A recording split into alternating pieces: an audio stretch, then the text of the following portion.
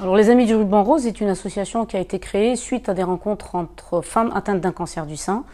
Il faut savoir que j'ai été moi-même diagnostiquée d'un cancer du sein fin 2013. Et pendant mes attentes dans la salle de chimio, là, dans la salle de radiothérapie, j'avais constaté que le soutien psychologique était totalement absent. Et puis j'avais pour idée de créer un jour une association, une fois que j'aurais terminé mes traitements. Et c'est comme ça que les Amis du Ruban Rose a vu le jour.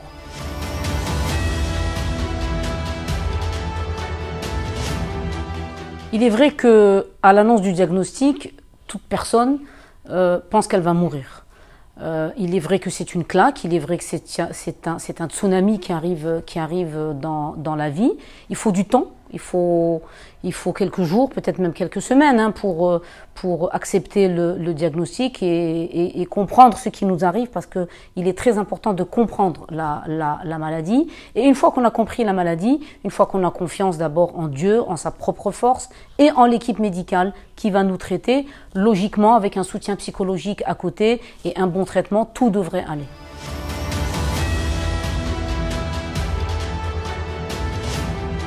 Une femme sur 8 est atteinte d'un cancer du sein. Une femme sur 8 n'a pas automatiquement accès aux soins dans notre pays.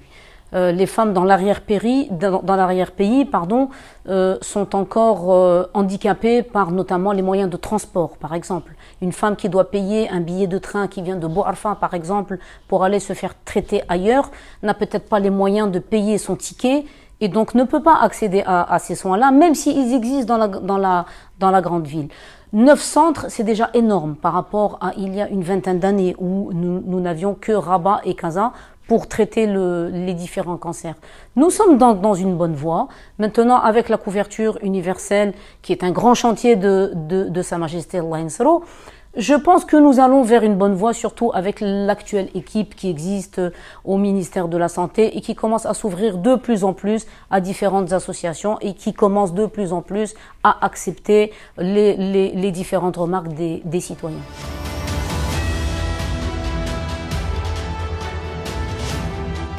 En général, les protocoles sont classiques dans la cancérologie, sauf certains cas où il y a ce qu'on appelle les thérapies ciblées, pour certains cas de cancer. Maintenant, les protocoles sont là, ils existent, les bons médecins sont là, ils existent, la prise en charge peut aussi exister, mais il reste un facteur qui est très important et qui, à mon sens, est 60 ou 70% de la guérison, c'est le côté psychologique. Une femme qui peut avoir les moyens de se soigner, mais si psychologiquement elle n'est pas bien dans sa tête, eh bien son organisme risque de refuser les traitements et de rejeter les médicaments et ça peut éventuellement ne pas marcher. C'est pour ça que le côté psychologique est très important, y compris le soutien de l'entourage.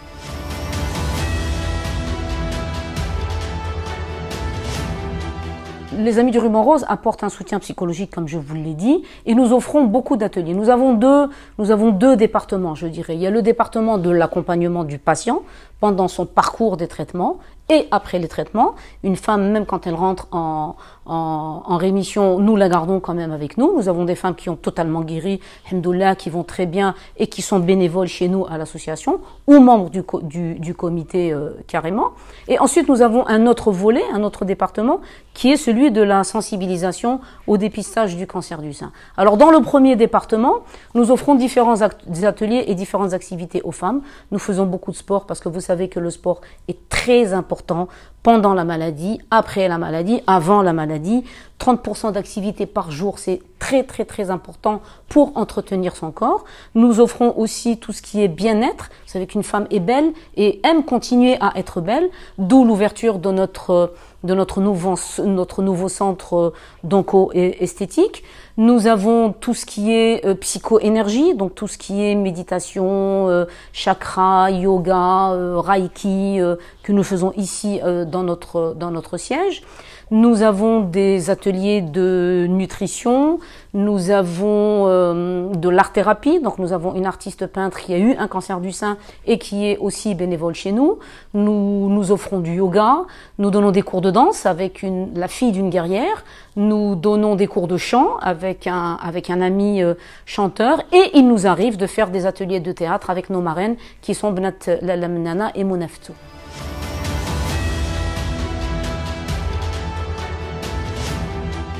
Mon premier conseil, bien évidemment, c'est le dépistage. Le dépistage sauve des vies. J'en suis un exemple pur et simple. Si je n'avais pas été faire une mammo-écho en novembre 2013, nous n'aurions jamais trouvé une lésion dans mon sein droit et je ne serais peut-être pas devant vous aujourd'hui. Donc mon message à toutes les femmes, au-delà de 40, 45 ans, tout dépend des antécédents familiaux. Ça veut dire si une maman a eu un cancer, une grand-mère, une sœur, une tante du côté de la maman, il faut se faire dépister bien avant. Et là, vous avez des médecins, il faut aller chez le généraliste ou le gynécologue qui va orienter cette femme. Maintenant, il faut absolument aller pour la mammographie, aller vers des spécialistes, c'est-à-dire des radiologues qui sont spécialisés dans la scénologie. Il y a certaines choses dans notre pays qui sont pas respectées malheureusement, c'est-à-dire un gynécologue qui se permet de faire une biopsie, par exemple. Donc il y a une feuille de route à tenir en général scientifiquement qu'il faut respecter.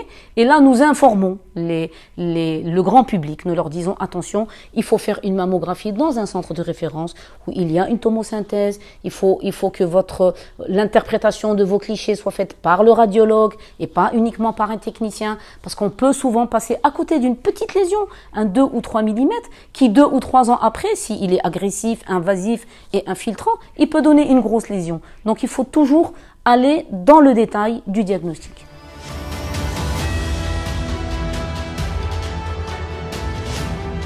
Alors, Octobre Rose, à mes yeux, que ce soit le ministère de la Santé, que ce soit des grosses sociétés dans le monde entier, hein, c'est devenu un effet de mode, un effet de marketing. À mes yeux, le Octobre Rose est devenu comme la Saint-Valentin, comme le 8 mars, et je trouve ça désolant parce que le dépistage, c'est tous les jours, c'est pas qu'en octobre. C'est bien de faire un rappel au mois d'octobre, mais c'est bien, par exemple, le ministère de la Santé devrait, je dis bien, devrait proposer différentes campagnes tout au long de l'année.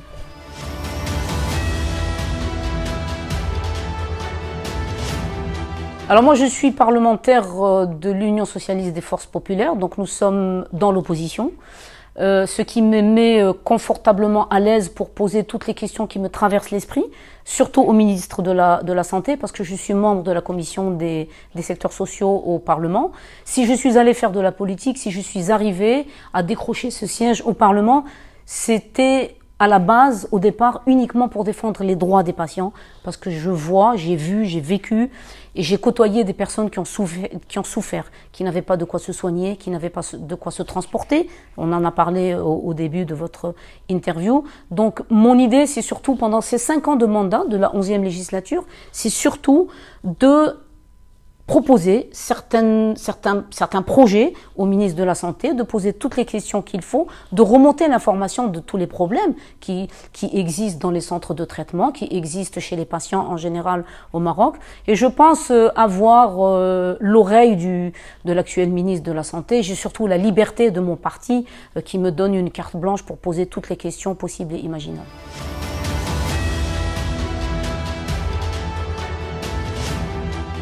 Mon dernier mot pour les femmes atteintes d'un cancer, c'est n'ayez pas peur, armez-vous de tout ce qu'il faut. Et puis ma phrase habituelle, c'est n'attendez pas que les orages passent, apprenez à danser sous la pluie.